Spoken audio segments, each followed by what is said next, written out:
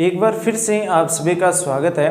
देखो, हम बात कर रहे थे राजस्थान के भौतिक विभाजन की। इसका जो सामान्य परिचय था भौतिक विभाजन का, वो हमने देख लिया है। अंगारा लैंड, गोंडवाना लैंड, तेतीस सागर, ये जो अवशेष बताए जाते हैं, ये क्यों बताए जाते हैं, इसके बारे में जो कॉन्सेप्ट था वो हमने पिछले क्लास में देख लिया था। ठीक है। उसके बाद में हमने देखा था कि राजस्थान को मुख्य रूप से है वो चार भागों में बांटा गया है। मरुस्थलीय जो प्रदेश है एक, तो दूसरा है अर्धशुष्क, उसके बाद में है अरावली, फिर है पूर्वी फटार, उसके बाद में आता है हाड़ौती का पठार। ठीक है। तो ये मुख्य रूप से राजस्थान को चार भागों में बांटा गया है और एग्जाम के अंदर इन्हीं के बारे में पूछा जाता है। तो आज हम पहला पार्ट देखेंगे, पश्चिमी मरुस्थलीय प्रदेश, इसके बारे में देखेंगे। और आज हमारी ये है क्लास 4 नंबर। ठीक है, क्लास 4 नंबर है। राजस्थान जीके पूरा का पूरा जो कराने का ठेका है वो हमने लिया है। तो राजस्थान जीके को पूरा का पूरा है, टॉपिक वाइज है, वो हम देखने वाले हैं। आप मेरे साथ बने रहे, हम लास्ट तक राजस्थान जीके को है वो पूरा करने वाले हैं। तो यहाँ पर हमने देखा है राजस्थान का भौतिक विभाजन। इससे पहले हमने राजस्थान का परिचय देखा था। उसके बाद में 2 नंबर इकाई यही है। इसी के बीच में मैंने एक क्लास और डाली थी, राजस्थान की जिले। ठीक है, तो वो भी आप देख लेना। पश्चिमी मरुस्थलीय प्रदेश है, इसके अंदर हमने एक चीज देखी थी, एरिया ये राजस्थान का कितना है, 61.11% है। ठीक है, और पॉपुलेशन यहाँ पर कितनी है, 40% जनसंख्या निवास करती है केवल और केवल मरुस्थलीय प्रदेश में। ठीक है, उसके बाद में हम देखें तो ये प्रदेश थार के मरुस्थल का उत्तरी पूर्वी हिस्सा है। तो थार मरुस्थल का उत्तरी पूर्वी हिस्सा है। ठीक है, और उसके बाद में थार मरुस्थल की बात कर रहे हैं। थार मरुस्थल जितना बड़ा है ना, उसका जो उत्तरी पूर्वी हिस्सा है। ठीक है, उसके बाद में थार का मरुस्थल लगभग 644 किलोमीटर लंबाई है। थार का मरुस्थल के बारे में थोड़ा सा इंपोर्टेंट नॉलेज है, वो देख लो। थार का मरुस्थल थार का मरुस्थल है, इसकी लंबाई कितनी है, 400। ठीक है, 600 इसकी लंबाई है वो 300 किलोमीटर है। ठीक है, 300 किलोमीटर ये है इसकी चौड़ाई। ठीक है, ये चौड़ाई है। और लंबाई की बात करें तो 644 किलोमीटर है। ये बी कर लो, ठीक है, और एल कर लो, 644 किलोमीटर। ये है राजस्थान के अंदर जो मरुस्थल है ना, तो उसका पूरा का पूरा जो थार का मरुस्थल है उसके बारे में बताया कि चौड़ाई इसकी 300 किलोमीटर है और लंबाई वो 644 किलोमीटर है। उसके बाद में देखो, ये मरुस्थल राजस्थान के लगभग 2,09,000 वर्ग किमी में फैला हुआ है और संपूर्ण थार का 62% अकेले राजस्थान में है। तो लगभग 61.11% दे रखा है ना, ये पूरा का पूरा ये है। तो लगभग कितना है, 62% इसका क्या है, राजस्थान में है। ये 62% लगभग राजस्थान के अंदर है, 62% थार मरुस्थल का भाग।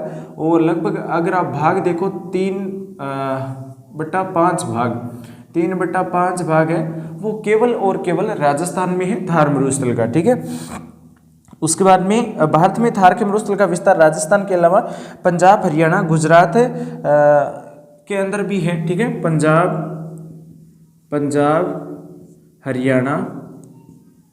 हरियाणा, गुजरात। अब आपसे ये पूछे कि थार मरुस्थल का विस्तार किन किन राज्यों में है, तो बेझिझक आंख मीच करके आप बता सकते हो कि पंजाब, हरियाणा, गुजरात और राजस्थान के अंदर थार मरुस्थल का विस्तार है। ठीक है, थार मरुस्थल का विस्तार कहाँ पर है, पंजाब, हरियाणा, गुजरात और राजस्थान में है। और उसके बाद में इसकी चौड़ाई है वो 300 किलोमीटर है, लंबाई है वो 644 किलोमीटर है। केवल और केवल राजस्थान के अंदर 62% थार मरुस्थल का विस्तार है, 3/5 भाग भी आप इसको बोल सकते हो। उसके बाद में लगभग इसके अंदर 19 जिले आते हैं। अरावली के पश्चिम में स्थित 20 जिले हैं, जिसमें से 19 जिलों के अंदर है वो थार मरुस्थल फैला हुआ है। उसके बाद में सिरोही अरावली के पश्चिम में स्थित है, लेकिन इसे मरुस्थलीय नहीं माना गया है। तो ये किस जिले के अंदर नहीं है, ये लगभग राजस्थान के 20 अभी 15 कर लो, इसके अंदर घटने के बाद में 15 हो गए हैं। और इसमें एक ऐसा जिला है अरावली के पश्चिमी, केवल और केवल सिरोही। ठीक है, सिरोही एक ऐसा जिला है जो अरावली के तो पश्चिम में है, लेकिन यहाँ पर क्या है, मरुस्थल नहीं है। ठीक है, मरुस्थल नहीं है। ठीक है, ये आपको ध्यान रखना है। तो आपसे कई बार एग्जाम में यह भी पूछा जा सकता है कि थार मरुस्थल के अंदर एक ऐसा जिला अरावली के पश्चिम में एक ऐसा जिला जिसके अंदर थार मरुस्थल नहीं है, तो वो जिला हो जाएगा सिरोही जिला। ठीक है, ये आपको ध्यान रखना है। उसके बाद में राजस्थान के कुल क्षेत्रफल मैंने बता दिया, जनसंख्या मैंने बता दी आपको। अरावली के पश्चिम में मरुस्थलीय क्षेत्र 58% है। ठीक है, अरावली के पश्चिम में मरुस्थलीय क्षेत्र 58% है, ये आपको ध्यान रखना है। ठीक है, अरावली के पश्चिम में कितना परसेंट है? 58% है। उसके बाद में देखिए तो पहले उत्तर पश्चिमी मरुस्थल प्रदेश में राजस्थान 58% भाग पर ही फैला था, परंतु अरावली पर्वतमाला का उत्तरी भाग अत्यधिक कटाफटा होने के कारण थार के मरुस्थल का विस्तार लगभग पश्चिम से पूर्व की ओर हो रहा है। अतः वर्तमान में राजस्थान के अंदर 61.11% भाग पर रेगिस्तान का विस्तार हो चुका है। देखो, ये पहले किसमें वो मरुस्थल है वो इतना ही था, राजस्थान के अंदर वो 58% ही था राजस्थान के अंदर। अब है वो अरावली को लोगों ने कटाफटा बना दिया, बीच के पहाड़ तोड़ दिए, कोई जो दर्रा था उसको निकाल दिया, पत्थर निकाल लिया वहाँ से, तो उससे अरावली के अंदर गलियारे हो गई। गलियारे मतलब हवा आ जा सकती है और रेत भी आ जा सकती है। तो ये मरुस्थल है, ये पश्चिम से पूर्व की तरफ अरावली को क्रॉस कर गया है। क्रॉस करने के बाद में 61.11% इसका क्षेत्र आ चुका है। 58 से कितना हो गया है? 61.11%। कितना परसेंट बढ़ गया है इसके अंदर? 3.11% है वो बढ़ चुका है। अरावली के अंदर जो मरुस्थल है वो 3.11% बढ़ चुका है। उसके बाद में देखो मिट्टी है वो रेतीली बलुई मिट्टी है, जिसको एंटी सोल बोलते हैं। रेतीली मिट्टी है, इसके अंदर रेतीली मिट्टी है और इसको बोलते हैं एंटी सोल। जब मिट्टी का विभाजन हमने देखेंगे या मिट्टी का वर्गीकरण हम देखेंगे तो वहाँ पर जो वेनेट है उन्होंने 1911 के अंदर 5 प्रकार की मिट्टी बताई थी, जिसमें पहली है एंटी सोल। ठीक है, एंटी सोल रेतीली मिट्टी है, शुष्क है। उसके बाद में देखो वनस्पति है वो मरुदभिद है, ये एग्जाम में पूछा जाता है।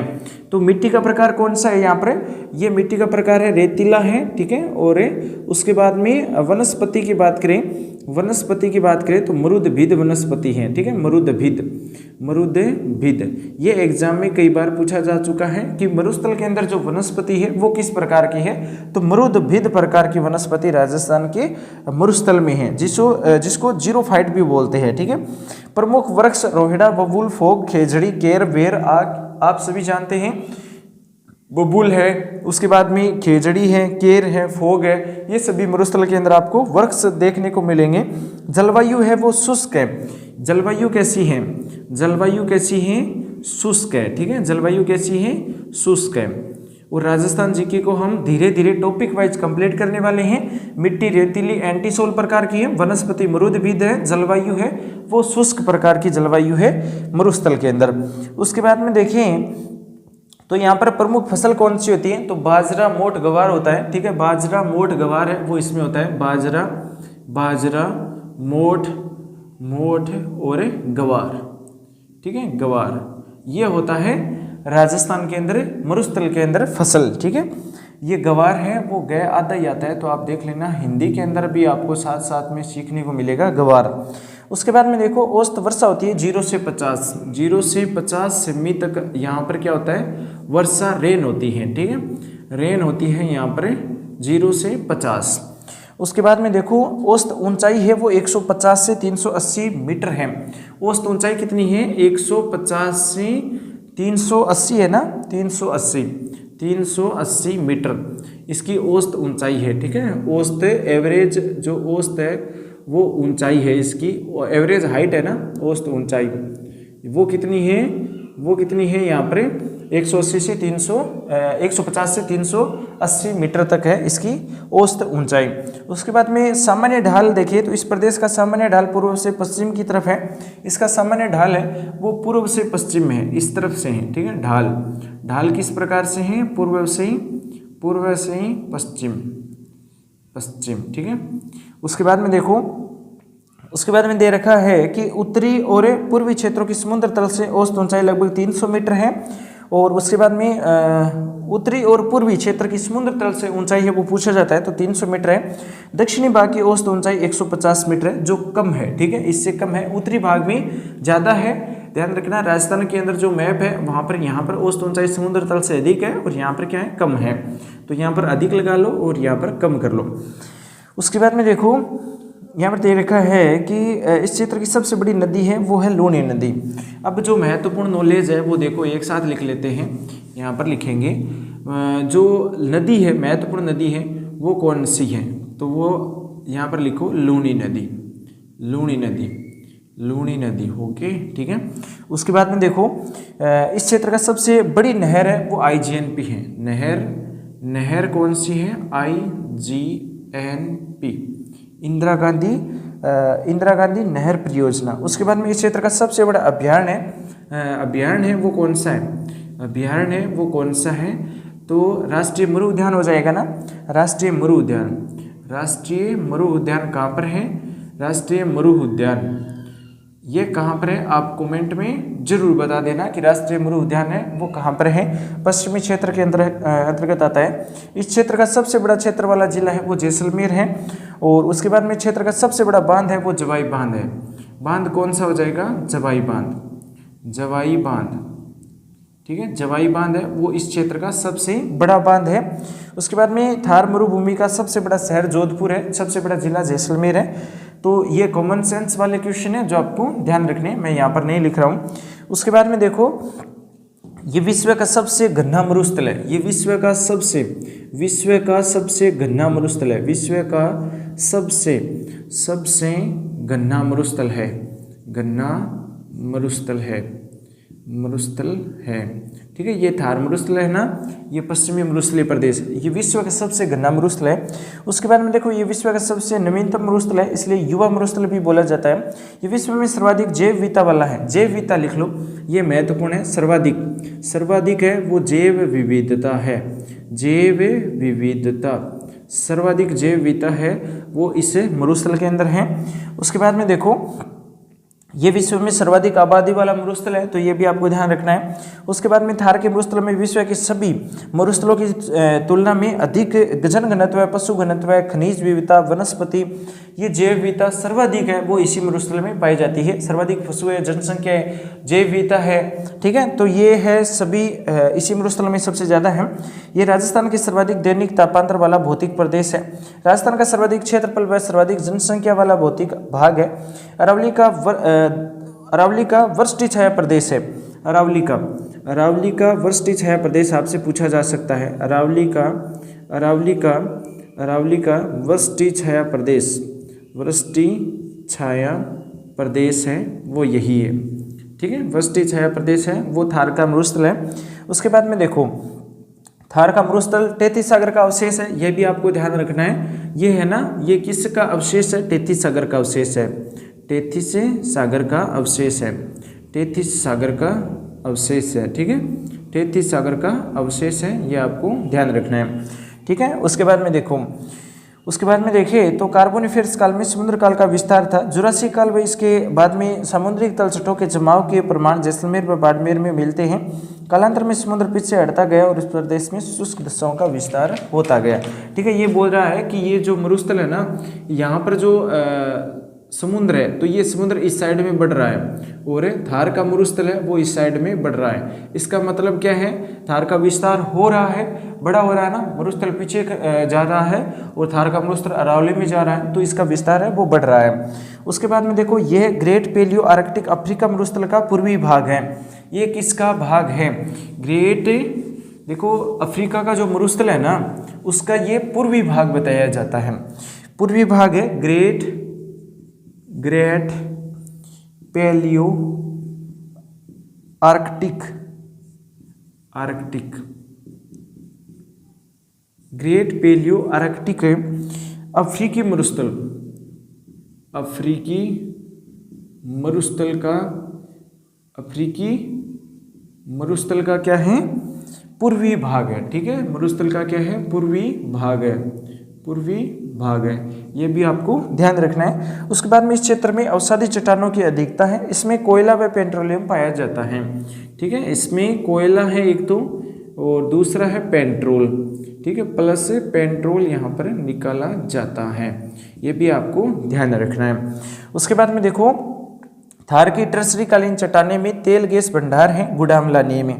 थार में एक जो टर्सरी कालीन चट्टाने हैं, टर्सरी कालीन चट्टान टर्सरीकालीन जो चट्टान है ना, टर्सरीकालीन चट्टान है, वहाँ पर तेल का कुआं है, तेल और गैस है, दोनों है, तेल गैस भंडार है, और ये क्षेत्र है गुडामलानी, गुडामलानी, ठीक है, ये आपको ध्यान रखना है। गुडामलानी बाड़मेर के अंदर है, और जहाँ पर टर्सरीकालीन चट्टानों के अंदर तेल व गैस के भंडार सबसे ज़्यादा है, तेल के कुएं हैं, गैस के भी यहाँ पर रिसाव हुआ है, तो वहाँ पर भी गैस निकाली जाती है।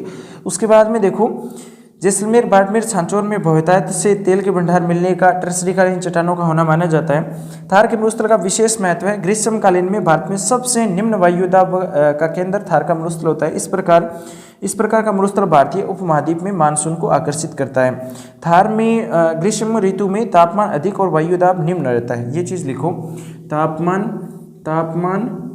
तापमान है वो अधिक रहता है, ठीक है, तापमान है वो अधिक रहता है, ग्रीष्म ऋतु की बात हो रही है। उसके बाद में तापमान अधिक रहता है, उसी के साथ में यहाँ पर दे रखा है कि जो वायु का दाब है ना, प्रेशर है, वायुदाब है वो कम रहता है, ठीक है, वायुदाब है वो क्या रहता है, निम्न रहता है। उसके बाद में निम्न वायुदाब मानसूनी हवाओं को अपनी ओर खींचता है, आकर्षित भी करता है। निम्न वायुदाब होगा तो बादल है वो निम्न वायुदाब की तरफ बढ़ेंगे, तो ये मानसून को भी क्या करता है, आकर्षित करता है। तो ये थार का मरुस्थल है जो मानसून को आकर्षित करता है। टेम्परेचर अधिक है, वायुदाब कम है ग्रीष्म ऋतु के अंदर, ये भी आपको ध्यान रखना है। ये बात कहाँ पर हो रही है, ग्रीष्म ऋतु के लिए, ग्रीष्म ऋतु के अंदर है वो टेम्परेचर अधिक रहता है, वायुदाब कम रहता है। उसी के साथ में देखो, इस प्रदेश की जलवायु बहुत शुष्क है, तो ये हमने देखा है। ग्रीष्म ऋतु में रेत की आंधियां भी चलती हैं, और दिन में तापमान बढ़ जाता है और रात में कम हो जाता है, तो ये आप सभी जानते हैं। उसके बाद में देखो, इस प्रदेश में वर्षा बहुत कम होती है, वर्षा तो बहुत ही कम है, वर्षा है वो कितनी है, रेन है वो 0 से 50 है, बहुत कम होती है, ठीक है। उसके बाद में देखो, भूमिगत जल अधिक गहराई पर मिलता है, जो अधिकांशतः खारा है। यहाँ पर पानी है वो खारा है और बहुत नीचे मिलता है, पानी की मात्रा है वो बहुत नीचे है, तो यहाँ पर जल है वो खारा है, श्रेणी की श्रेणी का है, खारे है, ठीक है। उसके बाद में देखो, अनिश्चित व नियमित होती है, भूमिगत जल गहराई अधिक है, अधिकांशतः खारा होता है। इसी भाग में कहीं कहीं चट्टानी सतह व छोटी पहाड़ियाँ पाई जाती है। भूगर्भ शास्त्रियों के अनुसार ये प्रदेश अधिक उपजाऊ भाग था, जहाँ बड़ी बड़ी नदियाँ बहती थी। यहीं पर सरस्वती नदी का अवशेष मिलने का परिमाण है, ठीक है। यहाँ पर अवशेष किसका मिला है, किस नदी का मिला है, अवशेष मिला है सरस्वती नदी का, ठीक है, सरस्वती नदी का अवशेष है वो यहाँ पर मिला है, जो आपको ध्यान रखना है। उसके बाद में देखो, 10 सेमी समवर्षा रेखा, यह है वर्षा रेखा थार के मरुस्थल की पश्चिमी सीमा को निर्धारित करती है। जो पश्चिमी सीमा है ना, ये जो थार का मरुस्थल है, मान लीजिए ये थार का मरुस्थल है, तो यहाँ पर जो पश्चिमी भाग ये है, ये क्या करता है कि जो 10 सेमी समवर्षा रेखा है ना, वो क्या करता है, पश्चिमी सीमा का निर्धारण करता है।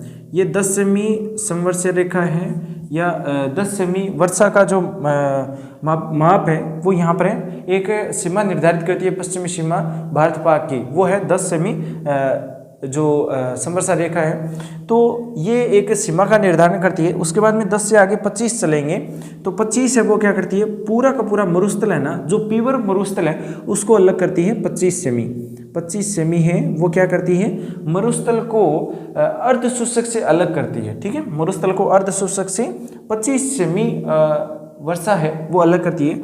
उसके बाद में देखें तो 50 सेमी समवर्षा रेखा राजस्थान के लगभग 2 भागों में बांटती है। ये एक राजस्थान का मैप है और यहाँ से 50 सेमी गुजरती है, ठीक है, 50 सेमी। तो 10 सेमी कहाँ पर है, 10 सेमी पीवर जो मरुस्थल है, सम क्षेत्र है ना राजस्थान का, जैसलमेर के अंदर, उसके बीच में है, ठीक है। 10 सेमी तो सॉरी इसके अंदर सीमा का निर्धारण करती है। उसके बाद में 25 सेमी है वो लगभग बीकानेर के पश्चिम से और जोधपुर के पश्चिम से गुजरती है, तो पीवर जो मरुस्थल है ना उसको अलग करती है राजस्थान से 25 सेमी समवर्षा रेखा, ठीक है। उसके बाद में 10 सेमी सीमा का निर्धारण करती है भारत पाक सीमा का, ठीक है। उसके बाद में 50 सेमी वर्षा की रेखा है जो निर्धारित की गई है, वह राजस्थान को 2 भागों में डिवाइड करती है, और अरावली के पश्चिम में और मरुस्थल के पूर्वी किनारे से गुजरती है, और अरावली के पश्चिमी किनारे से गुजरती है 50 सेमी वर्षा, ठीक है, 50 सेमी समवर्षा रेखा गुजरती है। उसके बाद में देखो रेगिस्तान का मार्च किसे बोलते हैं, तो रेगिस्तान का आगे बढ़ना ही क्या है, ये एक महत्वपूर्ण क्वेश्चन बनता है और एग्जाम में भी कई बार पूछा गया है रेगिस्तान मार्च क्या होता है। तो कुछ लोग हैं ऑप्शन में मिलेगा मार्च का महीना, उससे रिलेटेड जो भी मिलेगा रेगिस्तान का मार्च, ये महत्वपूर्ण लगा लो, इंपॉर्टेंट, ठीक है। रेगिस्तान का मार्च, रेगिस्तान का मार्च, ठीक है, रेगिस्तान का मार्च, ठीक है, यहाँ पर रेगिस्तान लगाओ। उसके बाद में देखो रेगिस्तान का जो ता लगाओ यहाँ पर, ठीक है, राजस्थान में आता है ना। उसके बाद में देखो रेगिस्तान का मार्च, ये इंपॉर्टेंट है और एग्जाम में बहुत बार पूछा गया है। रेगिस्तान का मार्च किसे कहते हैं, जब रेगिस्तान है ये पश्चिमी क्षेत्र में है, मान लीजिए, ठीक है, ये पश्चिमी क्षेत्र में है और ये पश्चिमी क्षेत्र में है और यहाँ से जब ये मरुस्थल आगे बढ़ रहा है, ठीक है, जो हमने देखा था अरावली के अंदर कुछ दर्रे बन गए और उन दर्रों से मरुस्थल जो रेत है वो अरावली से क्रॉस कर चुकी है, कुछ कटाफटा बना दिया है अरावली को, वहाँ से रेत पूर्व की तरफ चलती है, पूर्व की तरफ जा रही है हवाओं के कारण, ठीक है, हवाओं के कारण पूर्व की तरफ जा रही है मिट्टी, तो वो क्या हो रहा है, रेगिस्तान का विस्तार हो रहा है और उसी को बोलते हैं रेगिस्तान का मार्च, ठीक है, उसी को क्या बोलते हैं, रेगिस्तान का मार्च बोलते हैं। उसके बाद में देखो थार के मरुस्थल का दिल्ली, हरियाणा, उत्तर प्रदेश, मध्य प्रदेश और लगातार विस्तार हो रहा है। रुक्ष क्षेत्र की बात करें तो डॉक्टर ईश्वरी प्रसाद ने मरुस्थल प्रदेश को रुक्ष क्षेत्र कहा है। और उसके बाद में गुर्जरातरा प्रदेश बोला जाता है, चीनी यात्री ह्वेनसांग ने इस प्रदेश को गुर्जरातरा कहा है। थार मरुस्थल की उत्पत्ति का सबसे प्रभावी कारण है शुष्कता में वृद्धि। थार मरुस्थल की जो उत्पत्ति का प्रमुख प्रभावी कारण है वो है शुष्कता में वृद्धि, शुष्कता में वृद्धि, शुष्कता में वृद्धि, ठीक है, शुष्कता में वृद्धि है वो क्या बता रहा है, इससे थार मरुस्थल की उत्पत्ति का सबसे प्रभावी कारण बता रहा है कि शुष्कता में वृद्धि है। उसके बाद में देखो राजस्थान के चारों भौतिक भागों में सबसे कम जनघनत्व पश्चिमी मरुस्थलीय प्रदेश में है। जनघनत्व सबसे कम जनघनत्व इसलिए क्योंकि क्षेत्रफल अधिक है, जनसंख्या कम है, तो जनघनत्व अधिक होगा, जनघनत्व कम होगा, ठीक है, जनघनत्व सबसे अधिक कहाँ पर होगा, हाड़ौती पूर्वी भटार के अंदर होगा, ठीक है, जनघनत्व जनघनत्व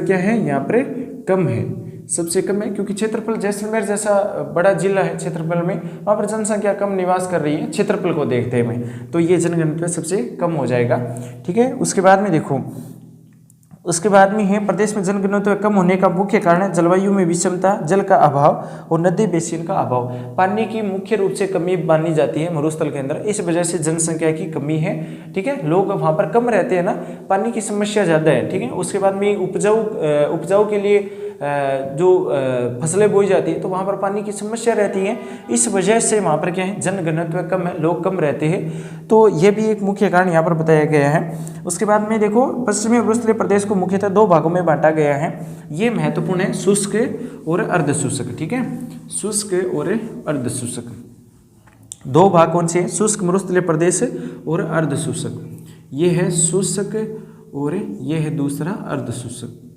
इसको दो भागों में बांटा गया है, अर्धशुष्क और शुष्क। ये क्या है, देखो शुष्क मरुस्थलीय प्रदेश के अंदर केवल और केवल शुष्क मतलब मरुस्थल है, पूरा का पूरा मरुस्थल है। उसके बाद में देखो यहाँ पर उत्तर पश्चिमी जोधपुर, ग्रामीण बाड़मेर, उत्तर पश्चिमी बालोतरा, पश्चिमी चूरू, समझने के लिए मानचित्र में हमें देखना होगा, ये क्षेत्र शुष्क मरुस्थलीय प्रदेश है, इसे महान भारतीय मरुस्थल भी कहा जाता है। जैसलमेर लिखो, यहाँ पर जैसलमेर लिखो। उसके बाद में जोधपुर दे रखा है ना, यहाँ पर जोधपुर का कुछ पश्चिमी भाग है, ठीक है, JDR, ठीक है, JDR हो गया। उसके बाद में लिखो बीकानेर, बीकानेर हो गया। और उसके बाद में देखो फलोदी दे रखा है, फलोदी भी लिख लो, बाड़मेर लिख लो, ठीक है, बाड़मेर, ये जिले हैं, ये जिले क्या है, शुष्क है, ये जिले क्या है, शुष्क है, शुष्क क्षेत्र के अंतर्गत आते हैं, इसे ही महान भारतीय मरुस्थल बोला जाता है, महान भारतीय मरुस्थल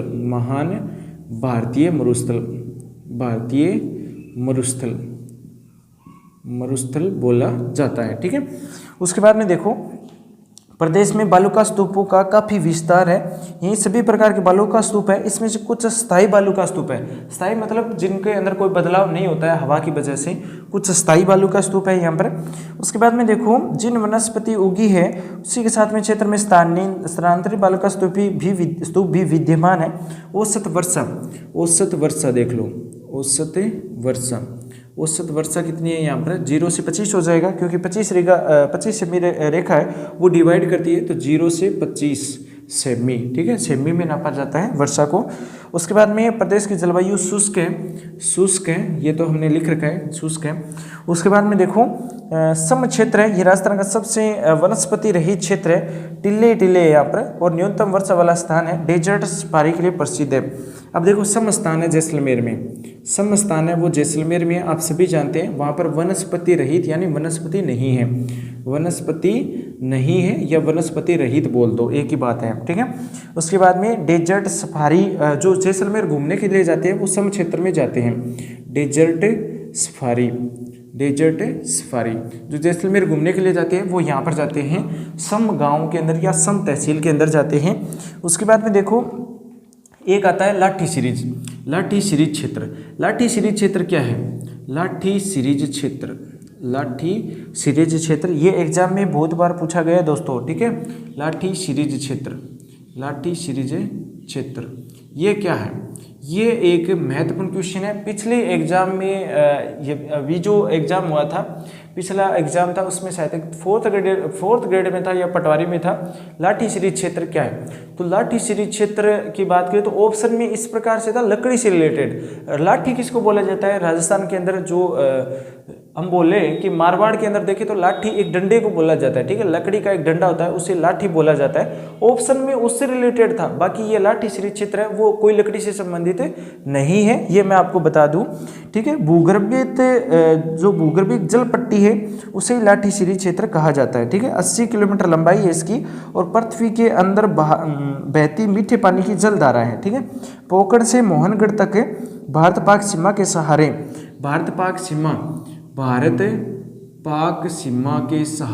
ठीक है, भारत पाक सीमा के सहारे 80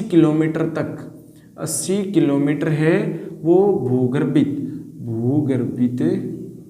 जल पट्टी है, ठीक है, जल पट्टी है। यानी कि दोस्तों जमीन के अंदर है ना 80 किलोमीटर तक मीठे पानी की एक नदी बहती है, जमीन के अंदर बहती है, ठीक है। 80 किलोमीटर तक लंबी है, उसी के आसपास पानी नहीं है, केवल और केवल 80 किलोमीटर तक एक नदी की तरह है, जमीन के अंदर बहती है, उसे क्या बोला जाता है? लाठी सीरीज क्षेत्र बोला जाता है, ठीक है। उसके बाद में ये 2007 के अंदर काजरी के वैज्ञानिकों ने खोजा था। इस क्षेत्र में धामण, करड़, सेवण आदि पौष्टिक स्वादिष्ट घास उत्पन्न होती है। यहाँ पर घास लिखो, घास पूछा जाता है एग्जाम में, ठीक है। धामण और दूसरे लिख लो सेवण घास है और धामण घास है, वो हरी रहती है यहाँ पर लाठी सीरीज क्षेत्र में, ठीक है। उसके बाद में चंदन नलकूप से क्वेश्चन पूछा जाता है। चंदन नलकूप क्या है? ठीक है, चंदन नलकूप से क्वेश्चन पूछा जाता है। जैसलमेर में लाठी सीरीज क्षेत्र के पास में कम गहराई में 2.30 लाख लीटर प्रति घंटे क्षमता का मीठे पानी का एक नलकूप है। ये थार का घड़ा है, इसे बोला जाता है थार का घड़ा। एग्जाम में पूछा गया है बहुत बार, थार का घड़ा किसे कहते हैं? तो चंदन नलकूप को क्या कहते हैं? थार का घड़ा कहते हैं। और ये लाठी सीरीज क्षेत्र में ही, ठीक है, पानी निकाला जाता है। कितना पानी निकाला जाता है? 2.30 लाख लीटर प्रति घंटे की क्षमता से यहाँ से पानी निकाला जाता है। बालू का स्तूप मुक्त क्षेत्र, मुरस्ली प्रदेश में जैसलमेर, फलोदी, बालोतरा, बाड़मेर जिलों में कुछ भागों में बालू का स्तूप या टीला रहित क्षेत्र बोला जाता है। इस क्षेत्र का सर्वाधिक विस्तार जैसलमेर जिले में है। ये क्षेत्र फलोदी, पोखरण, जैसलमेर, बालोतरा के मध्य फैला हुआ है और ये सेकंड ग्रेड में पूछा गया है। बालू का स्तूप मुक्त क्षेत्र कहाँ पर है? तो जैसलमेर, बालोतरा, बाड़मेर। बालू का स्तूप मुक्त क्षेत्र देख लो, बालू का स्तूप मुक्त क्षेत्र, ठीक है। मुक्त मतलब यहाँ पर कोई भी बालू का स्तूप का टिब्बा या धोरा नहीं है यहाँ पर, तो ये है जैसलमेर में है, बाड़मेर में है, फलौदी में है, और उसके बाद में जोधपुर दे रखा है ना यहाँ पर। देखो बालुका स्तूप मुक्त क्षेत्र जैसलमेर, फलौदी, बालोतरा, बाड़मेर। ठीक है, बालोतरा, बाड़मेर, ये बालोतरा और लगा लो, बालोतरा, बाड़मेर। ठीक है, ये 4 क्षेत्र में बालुका स्तूप मुक्त क्षेत्र फैला हुआ है। यहाँ पर कोई भी टिब्बा या दोहरा नहीं है। ठीक है, उसके बाद में देखो यहाँ पर बालुका स्तूप का पूर्णतः अभाव है। सारा क्षेत्र परतदार चट्टानों से ढका हुआ है और टर्सरी कालीन व प्लीस्टोसीन काल की है। चूने की चट्टानें सेल प्रमुख है। इस चट्टान में कई प्रकार का चूना है। जुरासिक तथा मायोसिक काल की वनस्पति के अवशेष है। आकलवुड फॉसिल पार्क इसका एक अनूठा उदाहरण है। अब देखो आकलवुड फॉसिल पार्क क्या है, आकलवुड फॉसिल पार्क क्या है। आकलवुड फॉसिल पार्क से क्वेश्चन पूछा जाता है, कहाँ पर है Akal wood fossil park, Akal wood fossil park. ठीक है, फॉसिल पार्क ये कहाँ पर है, ये एग्जाम में पूछा जाता है। ठीक है, ये जैसलमेर शहर के दक्षिण में राष्ट्रीय मरु उद्यान में स्थित इस स्थान पर प्राचीन वनस्पति काष्ठ जीवाश्म मौजूद है। ठीक है, ये कहाँ पर है, जैसलमेर में है, जैसलमेर में है।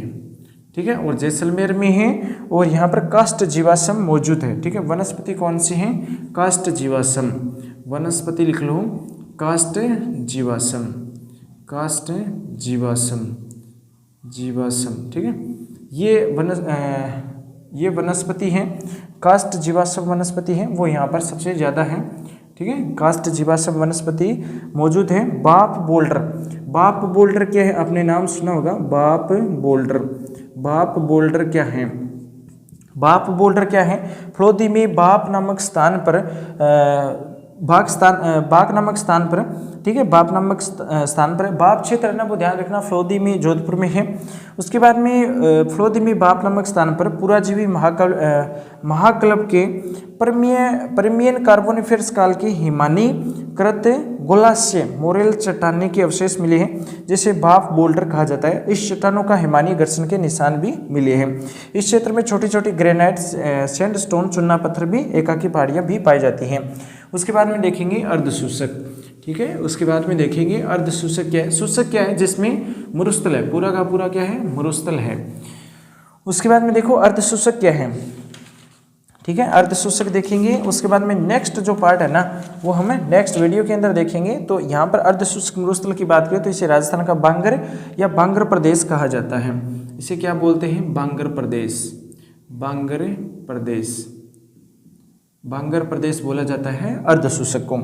देखो जिले आते हैं इसमें, हनुमानगढ़, गंगानगर, चूरू, झुंझुनू, सीकर, डेडवाना, कुचामन, नागौर, उत्तरी पश्चिमी ब्यावर, जोधपुर, जालोर और पाली, सिरोही, जालोर, सांचौर, बालोतरा, लगभग सभी जिले आ गए इसके अंदर। ठीक है, औसत वर्षा ये है यहाँ पर 25 से 50 सेमी, मैंने बता दिया आपको।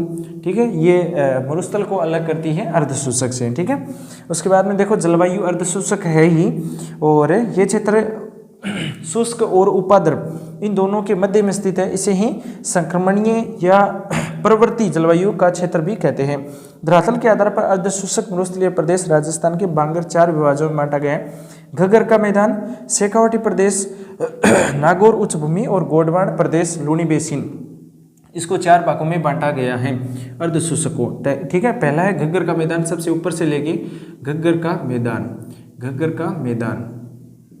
ठीक है, घग्गर का मैदान, घग्गर के मैदान में उपजाऊ मिट्टी से बना हुआ है। ठीक है, ये क्या है, उपजाऊ, उपजाऊ है, पानी बहुत जाता है घग्गर नदी के आसपास हनुमानगढ़ गंगागढ़ क्षेत्र में। और उसके बाद में है मूल रूप से ये क्षेत्र मरुस्थलीय है, और लेकिन प्रारंभ में गंगा नहर द्वारा, बाद में इंदिरा गांधी नहर द्वारा पर्याप्त क्षेत्र में सिंचाई सुविधा उपलब्ध है।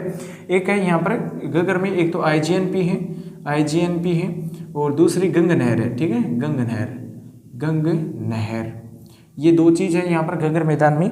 उसके बाद में देखो भूरी मटियार जलोढ़ मिट्टी है यहाँ पर कई जगह, या भूरी मटियार लिख लो। यहाँ पर मिट्टी किस प्रकार की है, भूरी, भूरी मटियार, मटियार। ठीक है, ये भूरी मटियार मिट्टी है यहाँ पर, जलोढ़ मिट्टी भी बोल सकते हो इसको। उसके बाद में ये पश्चिमी वनस्पति प्रदेश का सर्वाधिक उपजाऊ भाग है, पश्चिम का सबसे ज़्यादा क्या है, उपजाऊ भाग है। पश्चिम का सबसे ज़्यादा क्या है, उपजाऊ भाग है। पश्चिमी और कौन सा उपजाऊ भाग है, जैसलमेर, बाड़मेर, बीकानेर में यहाँ पर पानी की वैसे ही किल्लत रहती है, समस्या रहती है, लेकिन गंगानगर हनुमानगढ़ जिला पश्चिम में आने की वजह से इन क्षेत्र में उपजाऊ सबसे ज़्यादा है, पानी की प्रॉब्लम है वो कम है हनुमानगढ़ गंगानगर क्षेत्र में। उसके बाद में देखो नाली क्षेत्र, घग्गर के पाट को हनुमानगढ़ की स्थानीय भाषा में नाली कहते हैं। ये एग्जाम में पूछा गया है, ठीक है। नाली किसे कहते हैं, तो घग्गर का जो मैदान है, घग्गर का जो बहाव क्षेत्र बोल सकते हो या बहने का जो रास्ता है ना, उसे ही नाली कहते हैं। घग्गर के पाट को हनुमानगढ़ के स्थानीय भाषा में नाली कहते हैं। घग्गर का पाट या भाव क्षेत्र, ठीक है। उसके बाद में देखो बग्गी क्या है, बग्गी उत्तर पश्चिमी उपजाऊ मिट्टी के क्षेत्र को बग्गी कहते हैं, ठीक है, बग्गी कहते हैं। उसके बाद में राजस्थान में सर्वाधिक आंधियां गंगानगर जिले में चलती है, लगभग 17 दिन तक लगातार गंगानगर जिले के अंदर आंधी है वो चली है। उसके बाद में आते हैं शेखावाटी क्षेत्र में, 2 नंबर पर आता है शेखावाटी से हमारे साथ कौन कौन जुड़ा है वो आप कमेंट में जरूर बता देना। शेखावाटी क्षेत्र में सीकर, झुंझुनू, चूरू आता है, ठीक है, ये आप सभी जानते हैं, सीकर, ठीक है, चूरू और झुंझुनू, JNN कर लो। ये 3 क्षेत्र शेखावाटी क्षेत्र में आते हैं। कुछ भाग नागौर का भी इसके अंदर दे रखा है। ये प्रदेश मध्यम व निम्न ऊंचाई बालुका स्तूपों से युक्त रेतीला मैदान है, ये रेतीला ही है। इस क्षेत्र में पश्चिमी राजस्थान की तुलना में अधिक वर्षा होने के कारण बालुका स्तूपों पर वनस्पति पाई जाती है, ठीक है। बालुका स्तूपों पर वनस्पति, जो टिब्बे या धोरे हैं, वो सब क्षेत्र में कोई वनस्पति नहीं है धोरों के ऊपर, लेकिन वहाँ पर पानी की समस्या है। कुछ पानी की मात्रा शेखावाटी क्षेत्र के टिब्बों या धोरों पर होने की वजह से यहाँ पर वनस्पति भी मिलती है, वनस्पति भी यहाँ पर आपको देखने को मिलेगी, ठीक है। तो यहाँ पर कम वनस्पति है, वैसे वनस्पति आपको टिब्बों के अंदर या धोरों के अंदर मिल जाएगी। उसके बाद में देखो इस प्रदेश की औसत ऊंचाई समुद्र तल से 450 मीटर है, ठीक है, 450 मीटर औसत ऊंचाई है वो कितनी है, 450 मीटर है। एवरेज हाइट है वो कितनी है, 450 है। बांगर प्रदेश या आंतरिक जल प्रवाही क्षेत्र भी कहा जाता है, ठीक है। उसके बाद में देखो बांगर प्रदेश बोला जाता है, ठीक है, यहाँ पर इसको बोला जाता है बांगर बोला जाता है शेखावाटी को, बांगर प्रदेश इसको बोला जाता है। पुराने समय में इसको बांगर ही बोलते थे।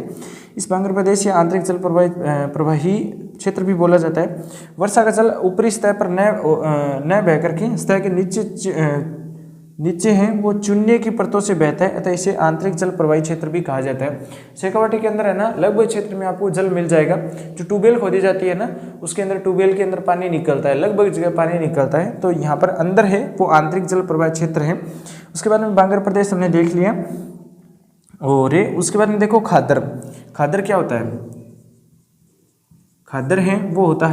खादर होता है नवीनतम जलोढ़, वह क्षेत्र जहाँ प्रतिवर्ष नदियाँ बहती हैं और अपने साथ उपजाऊ मिट्टी बहाकर लाती हैं। इसी उपजाऊ मिट्टी से बने जो मैदान है उसे ही क्या बोलते हैं, खादर बोलते हैं। और राजस्थान में खादर के मैदान नहीं पाए जाते हैं। ये राजस्थान में खादर के मैदान कहाँ पर है, जो यमुना नदी है, यमुना नदी के अंदर जो सहायक नदियां हैं उनके द्वारा जब मिट्टी लेकर के आते हैं और वो मध्य भारत के अंदर भाव क्षेत्र है इसका, उत्तरी मध्य के भाग में, तो वहाँ पर ये मिट्टी लेकर के आती है और मिट्टी छोड़ करके पानी बह जाता है, तो वहाँ पर ये चीज़ आपको देखने को मिलेगी, खादर, ठीक है।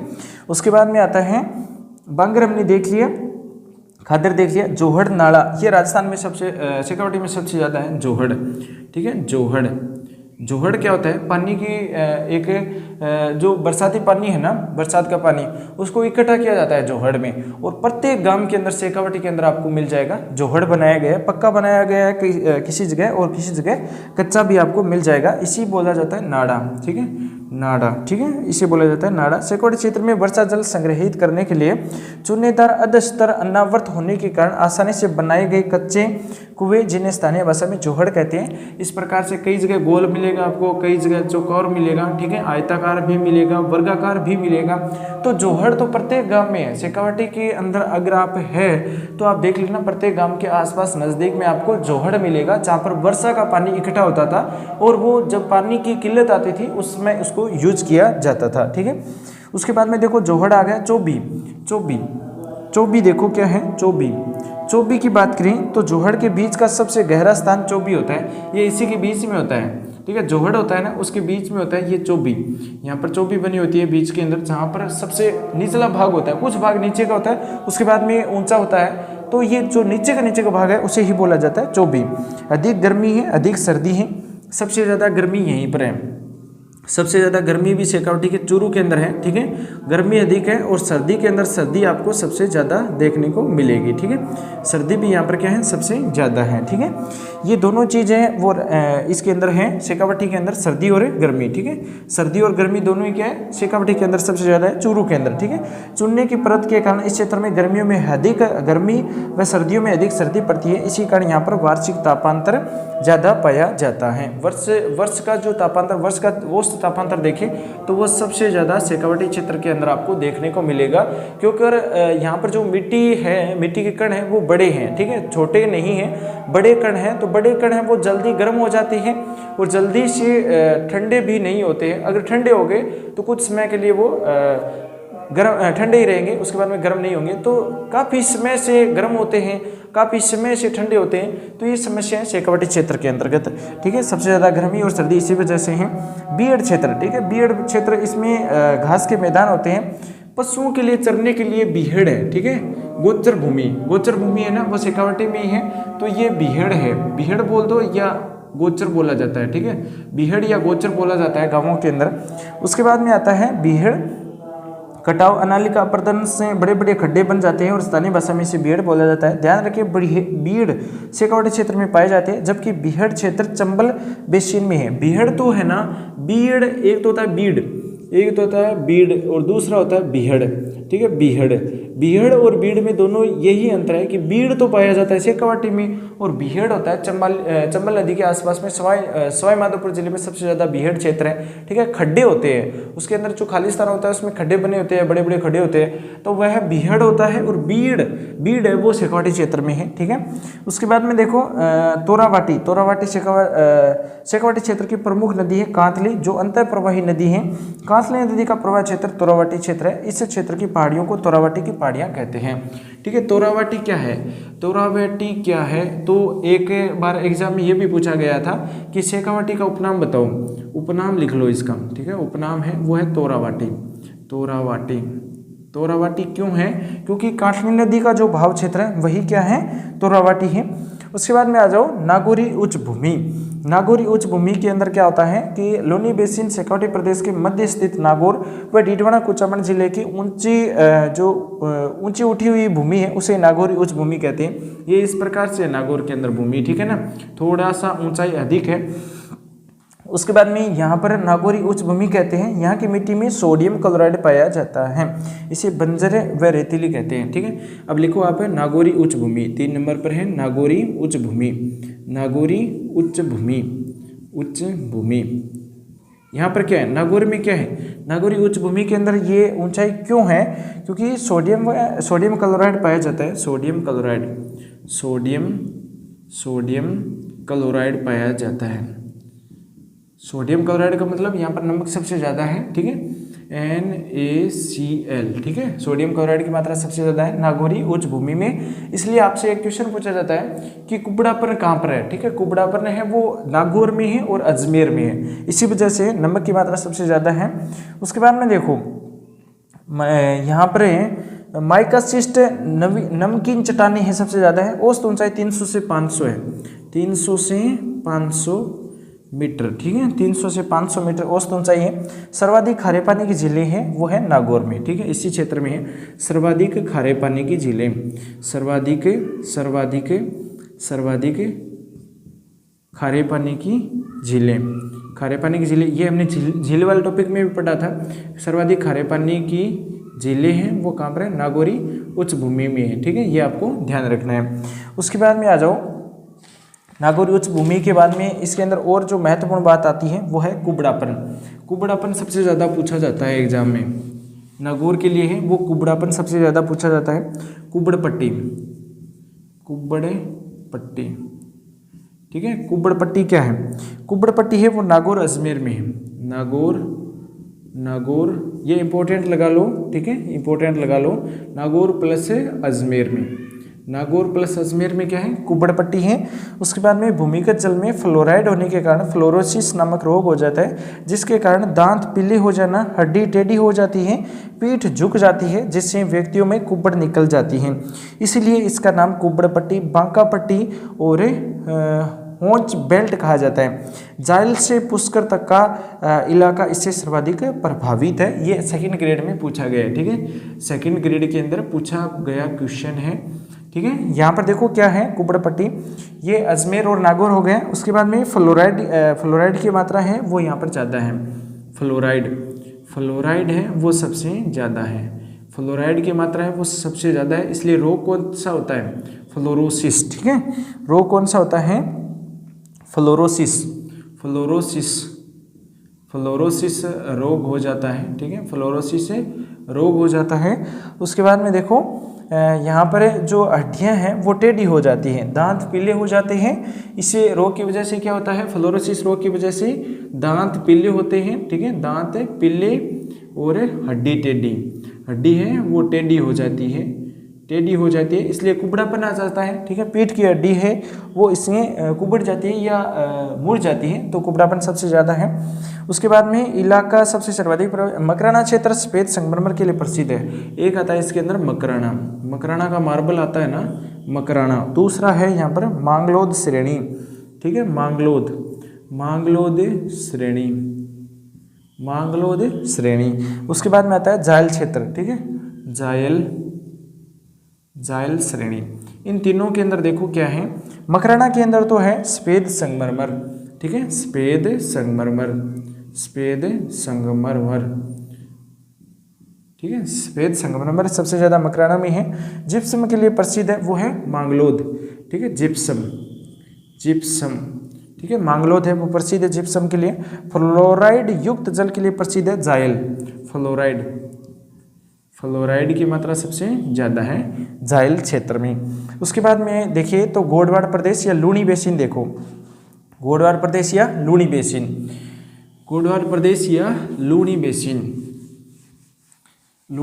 देखो लूनी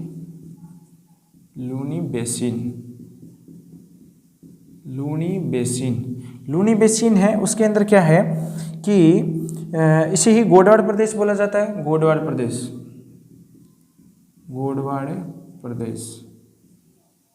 प्रदेश बोल दो या लूनी बेसिन बोल दो। उसके बाद में ये क्षेत्र मुख्यतः लूनी नदी या उसकी सहायक नदियों द्वारा निर्मित मैदान है, ठीक है, लूनी नदी द्वारा ही ये मैदान बनाया जाता है, या लूनी नदी का बहाव क्षेत्र है उसी वजह से ये मैदान बना है, तो इसको नाम लूनी बेसिन ही रख दिया। लूनी नदी का संपूर्ण अपवाह तंत्र एक जलोढ़ मिट्टी का निर्माण करता है, जिसे लूनी बेसिन या लूनी जवाई बेसिन भी बोला जाता है, ठीक है, ये आपको ध्यान रखना है। लूनी नदी का संपूर्ण क्षेत्र है उसे ही लूनी बेसिन बोला जाता है, और लूनी जवाई बेसिन भी बोलते हैं। ये सेकंड ग्रेड 2019 में पूछा गया है, ठीक है, सेकंड ग्रेड 2019 के अंदर पूछा गया क्वेश्चन है। लूनी बेसिन के अंदर कौन सी नदी बहती है, लूनी जवाई बेसिन इसको बोला जाता है, क्योंकि लूनी नदी का बहाव क्षेत्र है।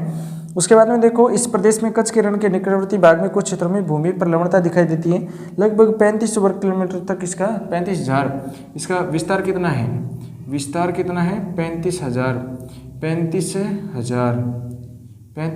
वर्ग किलोमीटर है इसका विस्तार, ठीक है, वर्ग किमी कर लो, ठीक है। उसके बाद में देखो मुख्यतः पाली, दक्षिण पूर्वी जोधपुर, ग्रामीण बालोतरा, दक्षिण पूर्वी बाड़मेर, जालोर, सांचौर जिलों में विस्तृत है। मिट्टी नवीनतम कांपीय जलोढ़ मिट्टी है, नवीनतम मिट्टी है वो उसका प्रकार देखो, मिट्टी का प्रकार देखो, नवीनतम कांपीय कर लो, नवीन कांपीय मिट्टी है, ठीक है, जलोढ़ मिट्टी भी बोल सकते हो इसको। नेहड़, बाड़मेर व सांचौर जिले के वह भाग जो गुजरात के कच्छ को स्पर्श करते हैं, वहाँ लगभग 100 साल पहले समुद्र का जल लहरता था और इस क्षेत्र को नेहड़ कहते हैं। नेहड़ क्या है, नेहड़ क्षेत्र कहाँ पर है, यह है दोस्तों बाड़मेर सांचौर जिले का भाग, बाड़मेर प्लस सांचौर का भाग, वही क्या है, नेहड़ है, ठीक है। उसके बाद में देखो नेहड़ के बाद में देखेंगे यहाँ पर लूनी बेसिन का मुख्य नहर कौन सी है, तो नर्मदा नहर है। नहर कौन सी है यहाँ पर, नर्मदा नहर कौन सी है दोस्तों, नर्मदा नहर है, ठीक है, नर्मदा नहर है। नदी लूणी हो गई। बांध कौन सा है? बांध जवाई बांध, ठीक है, जवाई बांध है, जवाई बांध है, ठीक है, जवाई बांध है जो पाली में है। उसके बाद में देखो गोडवाड़ प्रदेश की पूर्वी सीमा है वो काला भूरा डूंगर है। सांचौर क्षेत्र राजस्थान का पंजाब है। ये एग्जाम में पूछा गया है। राजस्थान का पंजाब, राजस्थान का पंजाब, राजस्थान का पंजाब है वो है सांचौर। सांचौर है वो क्या है? राजस्थान का पंजाब है। ये आपको ध्यान रखना है।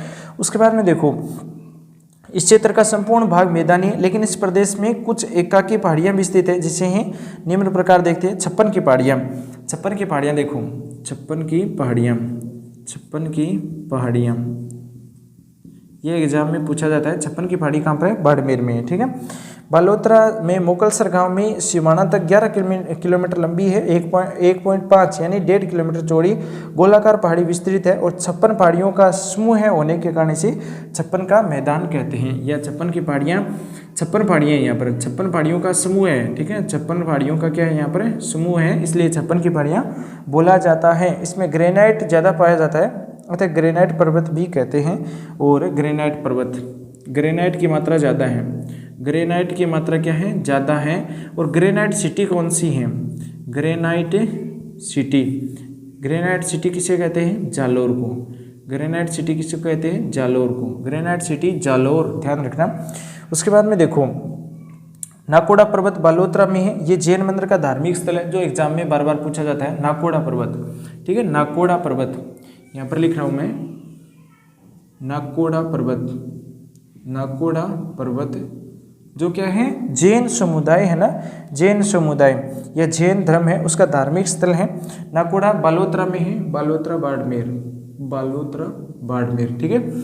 उसके बाद में देखो जिसे नाकोड़ा भैरव के नाम से भी जाना जाता है। पिपलूद, इसे रेगिस्तान का माउंट आबू कहते हैं। पिपलूद को, पिपलूद, पिपलूद इसे बोला जाता है रेगिस्तान का माउंट आबू, रेगिस्तान का माउंट आबू, रेगिस्तान का माउंट आबू, माउंट आबू, रेगिस्तान का माउंट आबू इसे बोला जाता है, पिपलूद को। उसके बाद में देखो ये पश्चिमी राजस्थान का सर्वाधिक वर्षा वाला स्थान है। 56 की पहाड़ियों में स्थित पिपलूद में हल्देश्वर महादेव का मंदिर है।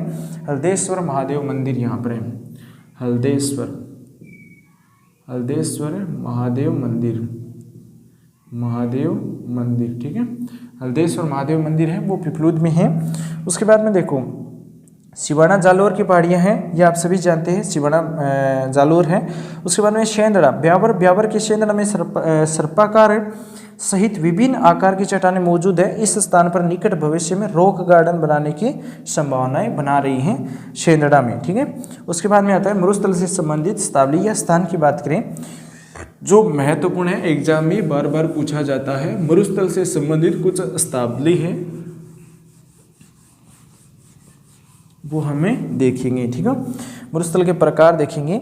उसके बाद में बनावट संरचना के आधार पर मरुस्थल है वो ईर्ग, हमादा, रेग 3 प्रकार का है, ठीक है। मरुस्थल का संबंधित जो स्थान है या स्थावली देखिए तो यहाँ पर लिख रहा हूँ मैं मरुस्थल, ये तो हम देख रहे हैं मरुस्थल, मरुस्थल, ठीक है, मरुस्थल हैं। इसको 3 भागों में मैं डिवाइड कर रहा हूँ, ईर्ग, ईर्ग, ठीक है, ईर्ग। उसके बाद में देखेंगे हमादा, हमादा, और उसके बाद में देखेंगे रेग,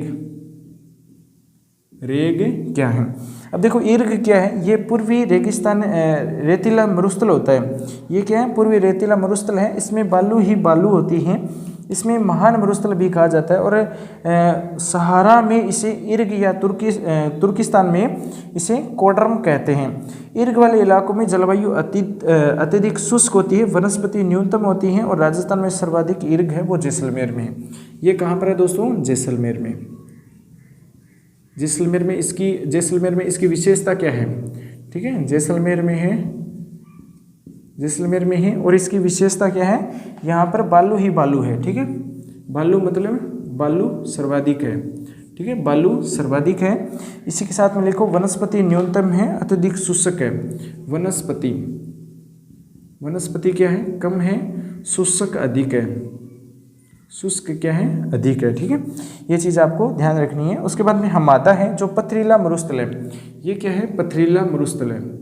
पथरीला, ये एग्जाम में आपसे पूछेगा पथरीला मरुस्थल। ये पूछेगा कि हमादा क्या है, इर्ग क्या है, हमादा क्या है, इर्ग क्या है, रेग क्या है, ये एग्जाम में आपसे पूछेगा। तो आपको ध्यान रखना है, इर्ग में केवल मिट्टी है, बालू ही बालू है, वनस्पति कम है और शुष्कता अधिक है। जैसलमेर क्षेत्र के अंतर्गत आता है इर्ग। हमादा क्या है, पथरीला मरुस्थल है। पथरीले मरुस्थल को क्या कहते हैं, हमादा बोला जाता है। ये एग्जाम में आपसे पूछेगा। उसके बाद में बालू का स्तूप या टिल्ला मुक्त प्रदेश होता है। इसमें कठोर चट्टानें व छोटी पहाड़ियाँ व चुन्नी युक्त धरातल पाया जाता है। जैसलमेर शहर के आसपास पोखरण, फलोदी, बालोतरा, पोखरण, पोखरण महत्वपूर्ण है, फलोदी, फलोदी, बालोतरा, इन क्षेत्रों में है वो सबसे ज़्यादा है हमादा। उसके बाद में देखो, बालू का स्तूप है मुक्त प्रदेश, टिल्ला रहित क्षेत्र है, इसे ही क्या बोला जाता है, हमादा कहते हैं। इसका अगर विस्तार देखें तो इस प्रकार से है। ठीक है, इस प्रकार से है या इस प्रकार से लिखो। ठीक है, इस प्रकार से यहाँ पर फलोदी कर लो, फलोदी, पोखरण, पोखरण और उसमें बालोतरा, बालोतरा। तो ये क्या है, यह है हमादा क्षेत्र। रेग क्या है, ये मिश्रित मरुस्थल होता है। रेग में क्या होता है, दोनों के अंदर मरुस्थल मिश्रित है। ठीक है, मिश्रित, मिश्रित है मतलब यहाँ पर मिट्टी भी है और पर्वत भी है, तो उसे रेग बोलते हैं।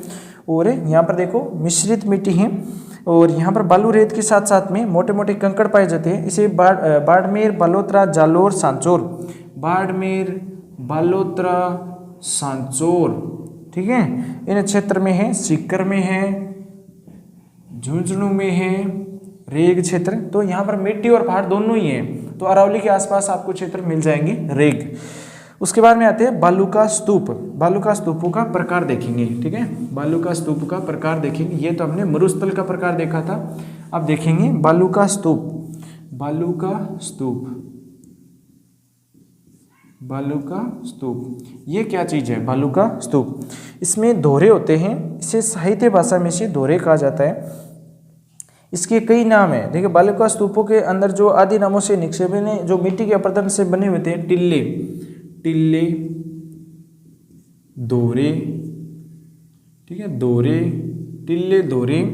उसके बाद में है टिब्बे, टिब्बे, दरियन, दरियन। ठीक है, ये 4-5 नाम है जो आपको ध्यान रखना है। ठीक है, दोहरे क्या होता है, ये दोहरे टिब्बे बने होते हैं ना, इस तरह से,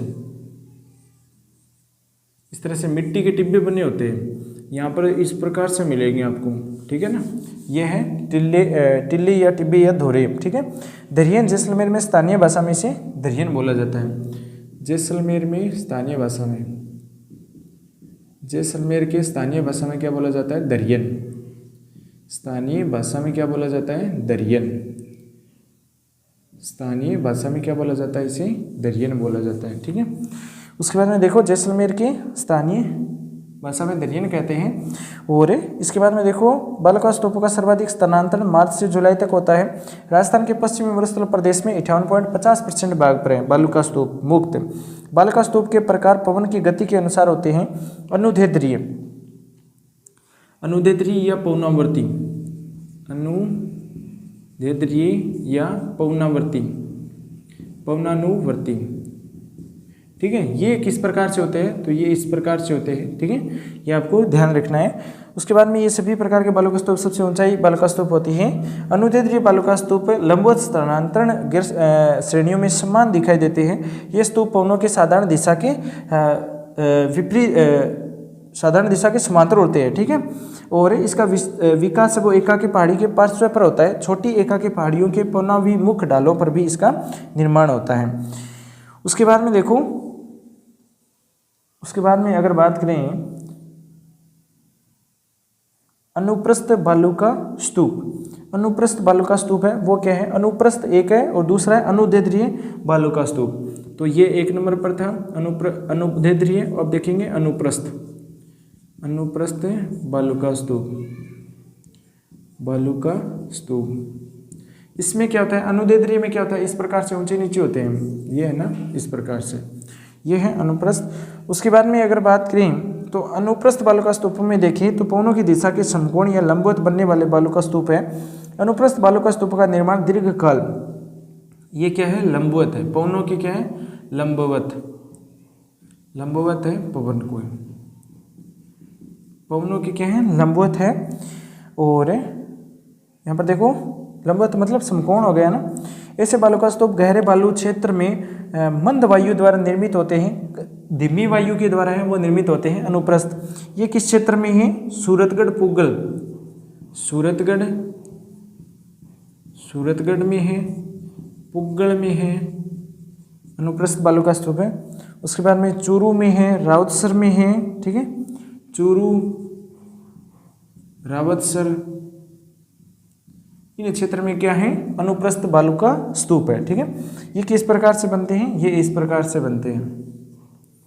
ठीक है, ये इस प्रकार से बनते हैं, इस तरह से यहाँ से हवा आती है। ठीक है, तो ये ये एक अवरोध का काम कर रहे हैं। ठीक है, और ये बालुका स्तूप है, इस प्रकार से बनाए गए। जब आप सूरतगढ़ जाएंगे ना, या सूरतगढ़ या चूरू, रावतसर, इन क्षेत्र में आप जाएंगे तो इस प्रकार के बालुका स्तूप आपको देखने को मिलेंगे, जो क्या है, अनुप्रस्थ है। ठीक है, अनुप्रस्थ है, इस प्रकार से बीच में से, इस प्रकार से है बीच में से।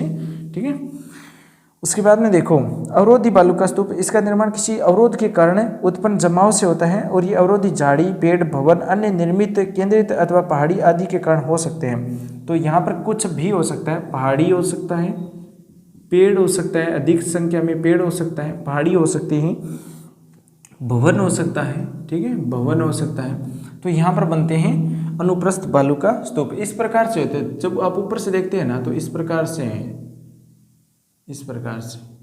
मैप के अंदर देख लेना, सूरतगढ़ के अंदर बहुत सारे हैं। उसके बाद में देखो बरखान या अर्धचंद्राकार, बरखान या अर्धचंद्राकार है वो यहीं पर है, यही है बरखान और अर्धचंद्राकार वाला सिस्टम, यही है बरखान, अर्धचंद्राकार हो गया। ठीक है, ये यहीं पर आपको चूरू और भालेरी, लूणकंसर, सूरतगढ़, इन क्षेत्र में आपको देखने को मिलेंगे। ठीक है, बालुका स्तूप है बरखान। उसके बाद में आते हैं आकृति के आधार पर, आकृति के आधार पर देखेंगे दोहरे को, टिब्बे को या मरुस्थल को, आकृति के आधार पर, आकृति के आधार पर। ठीक है, आकृति के आधार पर देखें तो सबसे पहले आता है सीप, सीप, सीप क्या है, ये बरखान की तरह ही होते हैं, लेकिन इसमें केवल एक ही भुजा होती है, ऐसी पवनों की दिशा में परिवर्तन के कारण होता है। तो ये सीप इस प्रकार से बनते हैं, देखो ये इस प्रकार से बनते हैं, सीप प्रकार के दोहरे या टिब्बे। उसके बाद में आता है पैराबोलिक। ठीक है, पैराबोलिक प्रबल्याकार, पैराबोलिक, पैराबोलिक या प्रबल्याकार। ठीक है, प्रबल्याकार या कार। ठीक है, ये है प्रबल्याकार या पैराबोलिक प्रकार के जो दोहरे हैं वो किस प्रकार से हैं, देखो ये है, वो सेकंड ग्रेड में पूछा भी गया है। हेयरपिन के आकृति के आकार का होता है, इसका विस्तार संपूर्ण मरुस्थल क्षेत्र में। इस प्रकार के टीले उन स्थानों पर बनते हैं जहाँ पर पेड़ पौधे हवा के बहाव में बाधा डालते हैं। खुले छोर रुख हवा के रुख विपरीत हवा चलने से मूल दिशा की ओर होते हैं। इन टीलों में हवा टकराने से अंग्रेजी के यू आकार का कटाव आ जाता है, इसीलिए ये आजू बाजू पेड़ होते हैं वो टीले आंशिक रूप से स्थिर होते हैं। ठीक है, ये किस प्रकार से बनते हैं, देखो इस प्रकार से हैं। ये क्या है, पैराबोलिक या प्रबल्याकार जो दोहरे हैं, इनकी ऊंचाई लगभग 10 से 25 होती है, 10 से 25 मीटर। ठीक है, 10 से 25 मीटर है वो इसकी ऊंचाई होती है, हाइट। पैराबोलिक या प्रबल्याकार। तारा बालुका स्तूप में, तारा बालुका स्तूप, तारा बालुका स्तूप, ये तारा है। ठीक है, ये तारा बनता है ना, इस प्रकार से बनता है ये स्तूप, तारा बालुका स्तूप है वो इस प्रकार से बनता है। इसके अंदर क्या है, मोहनगढ़ पोखरण, ये क्षेत्र लिख लो, मोहनगढ़, मोहनगढ़ पोखरण, इन दो क्षेत्र के अंदर है वो तारा बालुका स्तूप आपको देखने को मिलेंगे। हवा अपनी दिशा बार बार बदलती रहती है, इस वजह से ये बनते हैं। 10 से 25 सेमी यहाँ पर वर्षा होती है। सूरतगढ़ क्षेत्र में भी आपको देखने को मिलेगा ये तारा बालुका स्तूप। उसके बाद में आता है सब्र काफिज। सब्र काफिज, सब्र काफिज, सब्र काफिज, ठीक है। सब्र काफिज है वो क्या चीज़ है? सब्र काफिज में क्या होता है? ये मरुस्थलीय इलाकों में छोटी झाड़ियों या ऊंची घास के झुंड के चारों ओर बनते हैं। पश्चिमी राजस्थान में सभी जगह ऐसे बालुका स्तूप आपको देखने को मिलेंगे पश्चिमी क्षेत्र में। तो इसमें क्या होता है कि ये जो पेड़ है ना, ये मान लीजिए पेड़ है, तो इसके चारों तरफ इस तरह से दोहरे बने होते हैं, ठीक है, टिब्बे बने होते हैं इस प्रकार से। तो बीच में पेड़ होता है, वो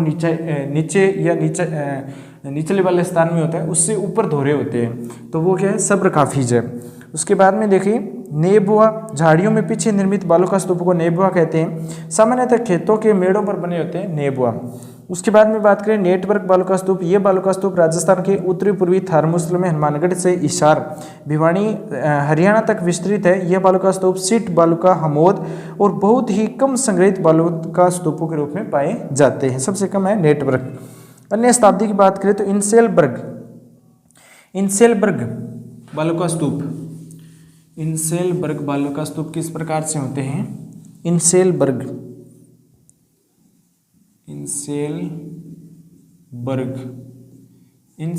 बालुका स्तूप है वो किस प्रकार से होते हैं? देखो, ये जर्मनी भाषा का शब्द है और इसे बोला जाता है द्वीपीय पर्वत।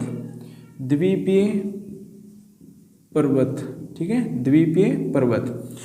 द्वीपीय पर्वत की बात करें तो ये स्थानीय भाषा नाम है द्वीपीय पर्वत इंसेलबर्ग का, ठीक है। स्थानीय भाषा में से द्वीपीय पर्वत बोला जाता है। और रेगिस्तान में क्षेत्रों में ढालनुमा पाई जाने वाली खड़ी चट्टानों को इंसेलबर्ग कहते हैं। जब इनके चारों ओर पानी भरा होता है तब इन्हें द्वीपीय पर्वत भी कहते हैं, ठीक है, द्वीपीय पर्वत भी बोला जाता है इसको। उसके बाद में देखो ये किस प्रकार से होते हैं? सांबर झील के आसपास मिलेंगे आपको, सांबर झील के आसपास, सांबर झील के आसपास, सांबर झील के आसपास इंसेलबर्ग की चट्टानें हैं वो आपको मिलेगी या दोहरे मिलेंगी। ये इस प्रकार से हैं और इस प्रकार से मिलेंगी, इस प्रकार से भी आपको मिलेंगे, ठीक है। ये है इंसेलबर्ग या द्वीपीय पर्वत। उसके बाद में आता है गिरिपद पेडीमंट, ठीक है, गिरिपद, ठीक है, गिरिपद। इसी का दूसरा नाम है पेडीमेंट। रेगिस्तान प्रदेश में पाए जाने वाले पर्वत है वो नीचे वाला स्थान होता है जहाँ पर मरुस्थल होता है। ये इस प्रकार से होता है गिरिपद, ठीक है। इसमें इसे बोला जाता है बजादा। और ये ऊपर हो गया टिब्बे, ठीक है, ये बोला जाता है गिरिपद, इसे गिरिपद बोलते हैं। तो मैं सीधा यहीं पर चिन्ह लगा रहा हूँ। उसके बाद में ये जो भाग है इसे बोला जाता है बजादा, ठीक है, इसे बोला जाता है बजादा। बजादा क्या है? मरुस्थल में स्थित पर्वतीय क्षेत्रों के नीचे निम्न भूमि वाली क्षेत्र है जहाँ पर पर्वतीय जल आकर के समाप्त हो जाता है, उसे बजादा बोला जाता है। यहाँ से नीचे पानी नहीं है, जहाँ पर पानी का स्तर है वो कम हो जाता है या नष्ट हो जाता है, वही बजाता है लास्ट में। उसके बाद में पलाया, सामान्यतः खारे पानी की बड़ी झीलों को पलाया कहते हैं, ठीक है, बड़े गर्त बन जाते हैं जिसे पलाया कहते हैं, बड़े बड़े इस तरह से गड्ढे बन जाते हैं, पलाया। पालीवाल ब्राह्मणों ने बनाया था सबसे पहले। टाढ़ क्या है? पश्चिमी राजस्थान में थार के मरुस्थल में वायु द्वारा निर्मित झीलें हैं जिसे टाढ़ बोला जाता है। तो ये आप समझ गए होंगे। रन या टाट क्या है? बालुका स्तूपों के मध्य छोटे छोटे गड्ढों में वर्षा का जल भर जाता है और लवणीय दलदल क्षेत्र बन जाता है जिसे टाट रन क्षेत्र बोला जाता है। राजस्थान में सर्वाधिक रन जैसलमेर में है। और उसके बाद में अलग अलग जो रन की बात करें तो कन्नौड़, ब्रह्मसर, भाकरी, पोखरण, लावा, थोब, बाप, ताल छापर, ये सभी रन क्षेत्र हैं। उसके बाद में बात करें तल्ली, पोखर आप सभी जानते हैं। रेगिस्तान इलाकों में छोटे छोटे गड्ढों में वर्षा का मीठा जल इकट्ठा हो जाता है और खेतों का निचला भाग होता है, उसे पोखर बोला जाता है। मरहो, तल्ली पोखर के जल से सूख जाने के बाद में बची उपजाऊ मिट्टी है उसे ही क्या बोला जाता है? मरहो बोला जाता है। खड़ीन है, वो खड़ीन पोखर का जल सूखने के बाद में जो उपजाऊ मिट्टी है वो मिट्टी में जब जाने पर कृषि अधिक होती है तो उसे क्या बोला जाता है, खड़ीन बोला जाता है। जब बोला जाता है कि जल सूखने के बाद में उपजाऊ मिट्टी में की जाने वाली कृषि है वो खड़ीन है। खड़ीन एक प्रकार का अस्थायी तालाब है जिसे दो तरह मिट्टी की पाल उठा करके तीसरी तरफ पत्थर की मौजूद दीवार बनाई जाती है। तो यही क्या है, खड़ीन है। खड़ीन इस प्रकार से बनाई जाती है। दो तरफ तो क्या होता है, मिट्टी होती है। दो तरफ तो क्या होता है, मिट्टी होती है। ये मिट्टी की पाल होती है, मिट्टी की पाल, और एक तरफ हमें खुद ईंटों से बनाते हैं। तो ये क्या बन गई, खड़ीन। खड़ीन की गई है, ठीक है, खड़ीन की गई है मिट्टी को। उसके बाद में देखो खड़ीन हो गया। उसके बाद में उपजाऊ मिट्टी के लिए जो उपजाऊ मिट्टी है उसमें जो कृषि की जाती है वही क्या है, खड़ीन है। उसके बाद में बात करें सबसे ज़्यादा जैसलमेर में खड़ीन सामुदायिक कृषि का उदाहरण है। खड़ीन प्रारंभ होती है पाली वालों द्वारा 15वीं शताब्दी में। ये पाली वालों द्वारा 15वीं शताब्दी में शुरू होती है। 15वीं शताब्दी में शुरू होती है, ये आपको ध्यान रखना है, खड़ीन। उसके बाद में देखो बालसन, मरुस्थल का वह भाग जो पर्वतों व चट्टानों से घिरा होता है उसे बालसन बोलते हैं। वह मरुस्थल का भाग, ये मरुस्थल का भाग है, ठीक है, ये चट्टानों और पर्वतों से क्या है, घिरा हुआ है, तो ये क्या है, इसे बोला जाता है बालसन। बालसन जिले होती है ना, बालसन प्रकार है। उसके बाद में रोही मैदान आप सभी जाते हैं। लघु मरुस्थल बीकानेर के कच्छ क्षेत्र का भाग है। भभूलिया छोटे क्षेत्र में उत्पन्न वायु भंवर या चक्रवात है, उसे भभूलिया बोला जाता है। थली लूणी नदी के उत्तर में स्थित मरुस्थलीय प्रदेश उत्तरी पूर्वी ऊंचे भाग को थली बोलते हैं, ठीक है। थली और नाली क्या है, नाली गंगानगर और मानगढ़ में है। थली क्या है, लूणी नदी के उत्तर में स्थित मरुस्थलीय प्रदेश के उत्तर पूर्वी ऊंचे भाग को थली कहते हैं। तली किसे बोला जाता है, तो मरुस्थलीय प्रदेश में दक्षिण पश्चिम में स्थित नीचे भाग को क्या बोला जाता है, तली। ये देखो तली और थली एक साथ देख लेते हैं। तली एक है, थली, ठीक है। तली और थली क्या है, लूणी के उत्तर में, ये तली लिख रहा हूं मैं, थली पहले थली देखेंगे, ठीक है। थली है वो लूणी नदी के उत्तरी भाग में, नॉर्थ में मरुस्थल प्रदेश, ठीक है, मरुस्थल प्रदेश उत्तर पूर्वी भाग में ऊंचे भाग को थली कहते हैं। ऊंचा भाग है उसे क्या बोला जाता है, थली। और तली किसे कहते हैं, मरुस्थलीय प्रदेश में दक्षिणी पश्चिम में स्थित है नीचे भाग को, दक्षिणी नॉर्थ साउथ और उसके बाद में ईस्ट वेस्ट, तो दक्षिणी पश्चिम में स्थित नीचे भाग को क्या बोला जाता है, तली कहते हैं। तो ये तली और थली है, वो दोनों यहाँ पर कॉन्सेप्ट है। एक तली क्या है, दक्षिणी पश्चिम क्षेत्र में है, वो क्या है, निचला भाग है, वो तली है। और थली क्या है, लूणी का नॉर्थ भाग जो मरु प्रदेश है उसका ऊंचला भाग है, वो क्या है, थली है। उसके बाद में बात करें मगरा, अरावली के अलग अवशिष्ट पहाड़ियों का जो मगरा है वो बोला जाता है, उसे मगरा बोलते हैं। अवशिष्ट पहाड़ियाँ हैं उनको मगरा कहते हैं। पीवड़ा रेगिस्तान इलाके में सर्वाधिक जहरीला सांप है, पीवड़ा सर्वाधिक जहरीला सांप पीवड़ा है, वो आपको रेगिस्तान में मिलेगा, ठीक है। इसके बोलते हैं कि दो मुंह होते हैं, सोते हुए व्यक्ति को श्वास के साथ में जहर देकर मार देते हैं। सर्वाधिक पीवड़ा सांप जैसलमेर जिले में है। ये पीवड़ा सर्वाधिक कहाँ पर है, जैसलमेर जिले में सर्वाधिक है। कहते हैं कि जब व्यक्ति सोता है ना तो उसके पास में पीवड़ा सांप चला जाता है, और पीवड़ा सांप जब डसता है या डंक मारता है तो पता भी नहीं चलता, तो सोते हुए व्यक्ति के पास में सबसे ज़्यादा जाता है। और पीवड़ा सांप जब डस लेता है या काट लेता है तो उसके बाद में मृत्यु निश्चित है। ये फिक्स है दोस्तों पीवड़ा सांप के बारे में। ये व्यक्ति के पास में जाता है, और व्यक्ति के पास में रात को क्या होता है, गर्मी अधिक होती है, तो सोते हुए व्यक्ति के सबसे पास में जाता है।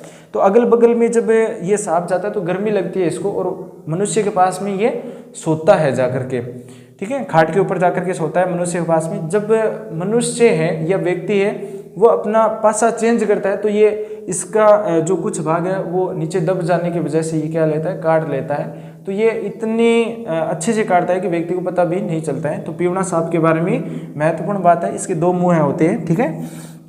उसके बाद में देखो राष्ट्रीय मरु उद्यान में सर्वाधिक पीवड़ा सांप है। ये सर्वाधिक कहाँ पर है, राष्ट्रीय मरु उद्यान में, राष्ट्रीय मरु उद्यान में। मरु उद्यान में सर्वाधिक पीवड़ा सांप है वो सबसे ज़्यादा देखने को मिलेंगे आपको जैसलमेर में। अब हम नेक्स्ट देखेंगे अरावली के बारे में। ये मरुस्थल था, पश्चिमी मरुस्थलीय प्रदेश है, इसके बारे में हमने देखा है। इसी प्रकार से हम अरावली के बारे में, पूर्वी के बारे में, पूर्वी मैदानी पठार के बारे में, हाड़ौती के बारे में देखेंगे। तो इस प्रकार से हमने इसको 4 भागों में डिवाइड किए ताकि आपको एक साथ पढ़ने में है वो कठिनाई ना हो। तो हम अलग अलग क्लियर करेंगे इस चीज़ को, मरुस्थल को। तो आपको ये जानकारी कैसी लगी कमेंट में बताना, साथ ही इस वीडियो को लाइक करके अपने दोस्तों के साथ शेयर करना। मिलेंगे नेक्स्ट वीडियो में। अगर आप मेरे साथ पहली बार जुड़े हैं, 2nd ग्रेड की तैयारी कर रहे हैं या अन्य कोई भी एग्जाम की तैयारी कर रहे हैं जिसमें राजस्थान जीके आता है, तो आप मेरे साथ जुड़े रहें क्योंकि राजस्थान जीके हम पूरा का पूरा देखने वाले हैं। ठीक है, मिलेंगे नेक्स्ट वीडियो में। अगर आपको नोट्स चाहिए तो कमेंट में जरूर बता देना। ठीक है, थैंक्स फॉर वॉचिंग। आपका दिन शुभ हो।